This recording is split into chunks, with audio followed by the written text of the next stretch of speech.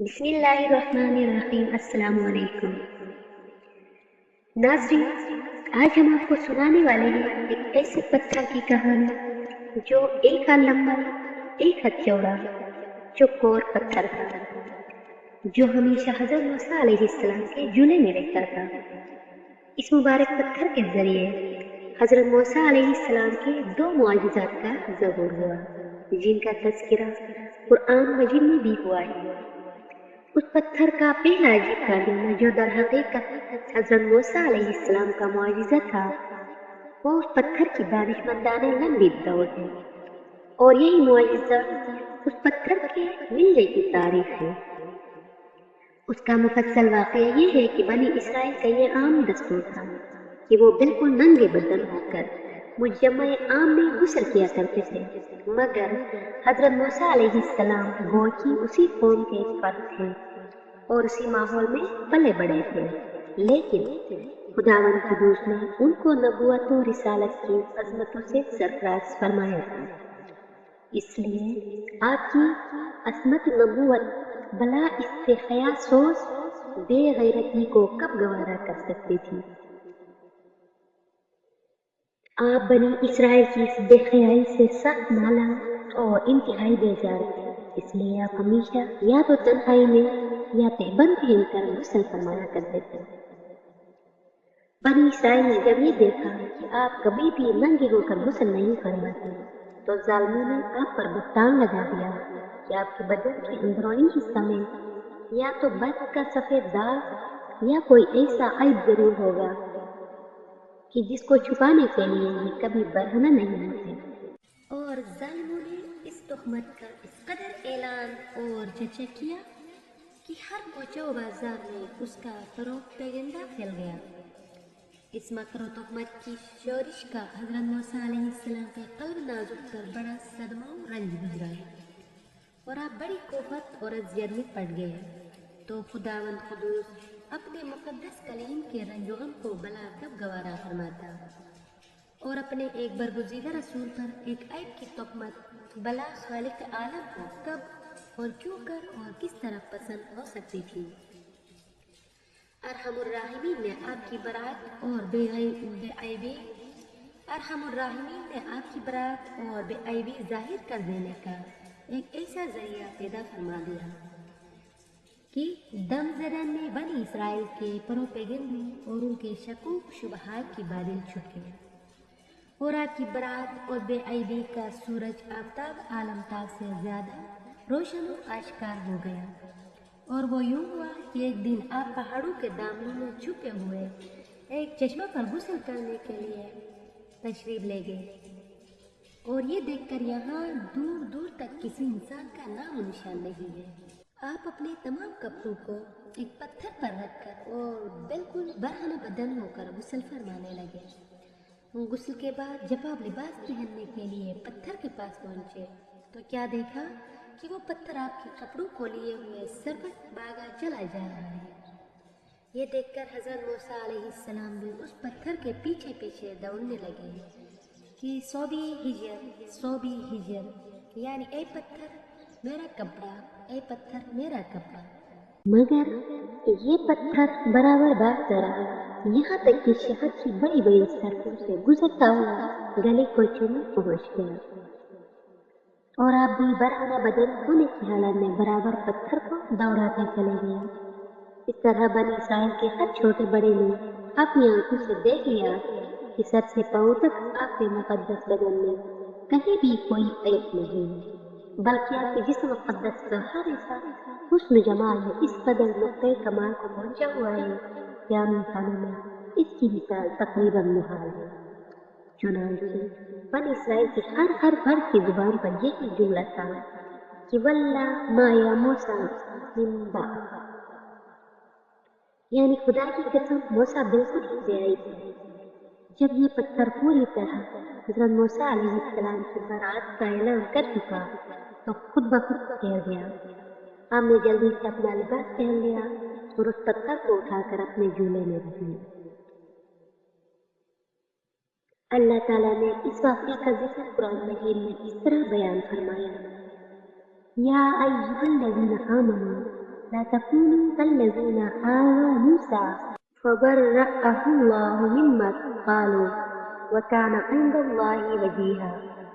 اے ایمان والو، ان جیسے نہ ہونا جنہوں نے موسیٰ کو ستایا تو اللہ نے اسے بری فرما دیا اس بات سے جو انہوں نے کہی، اور موسیٰ اللہ کے یہاں آبرو والا ہے۔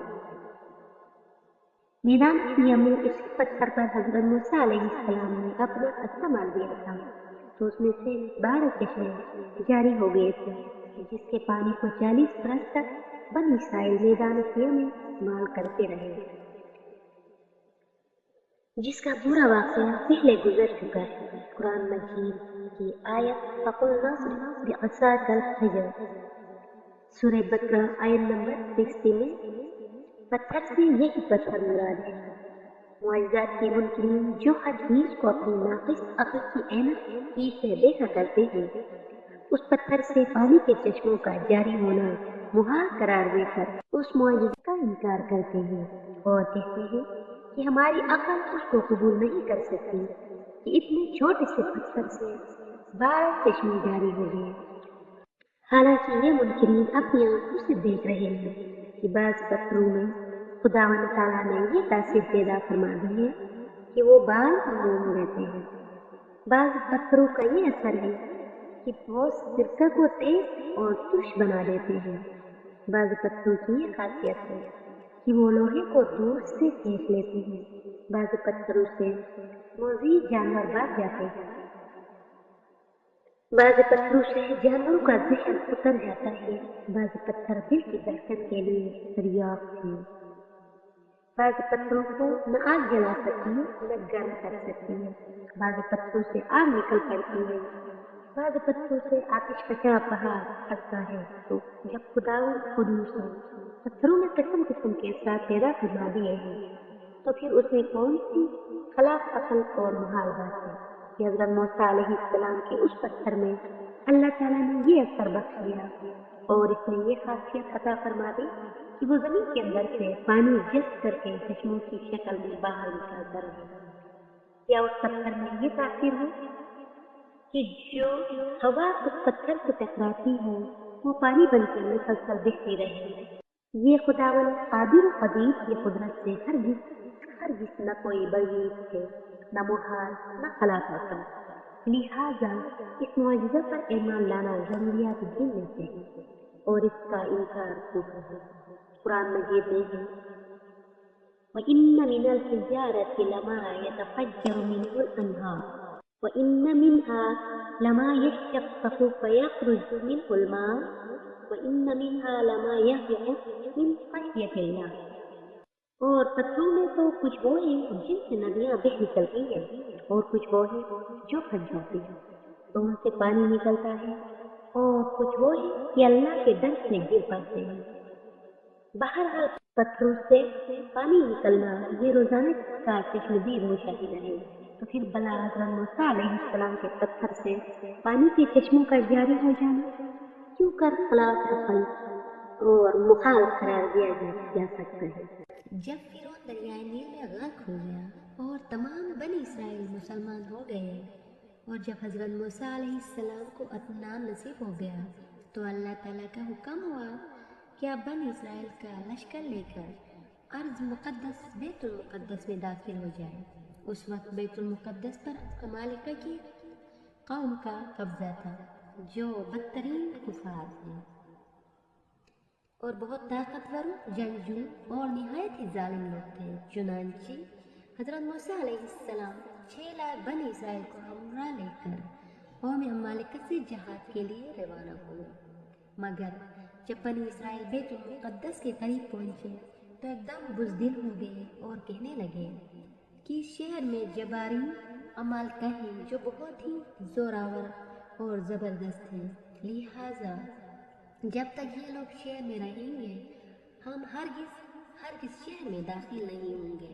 بلکہ بنی اسرائیل نے حضرت موسیٰ علیہ السلام سے یہاں تک کہہ دیا کہ اے موسیٰ، آپ اور آپ کا خدا جا کر اس زبردست قوم سے جنگ کریں، ہم تو یہیں بیٹھے رہیں گے۔ بنی اسرائیل کی زبان سے یہ سن کر حضرت موسیٰ علیہ السلام کو بڑا رنج و صدمہ ہوا اور آپ نے باری تعالیٰ کے دربار میں یہ عرض کیا کہ ربی انی لا املک الا نفسی و اخی فافرق بیننا و بین القوم الفاسقین۔ اے میرے رب، مجھے اختیار نہیں مگر اپنا اور اپنے بھائی کا، تو ہم کو ان بے حکموں سے جدا رکھ۔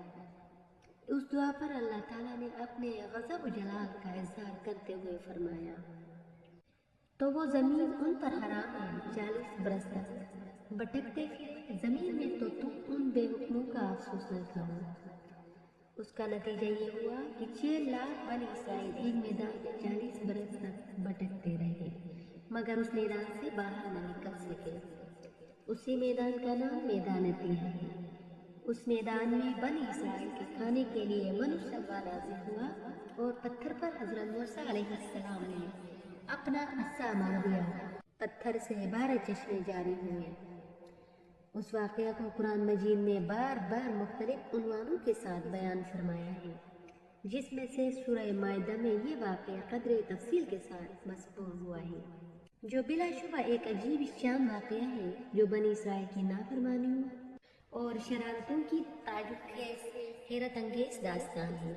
مگر اس کے باوجود بھی حضرت موسیٰ علیہ السلام کی محبت و شفقت بنی اسرائیل پر ہمیشہ رہی کہ جب یہ لوگ میدان تیہا میں بھوکے پیاسے ہوئے تو حضرت موسیٰ علیہ السلام نے دعا مانگ کر ان لوگوں کے لیے من و سلوہ نازل کرایا اور پتھر پر عصا مار کر 12 چشمے جاری کر دیے۔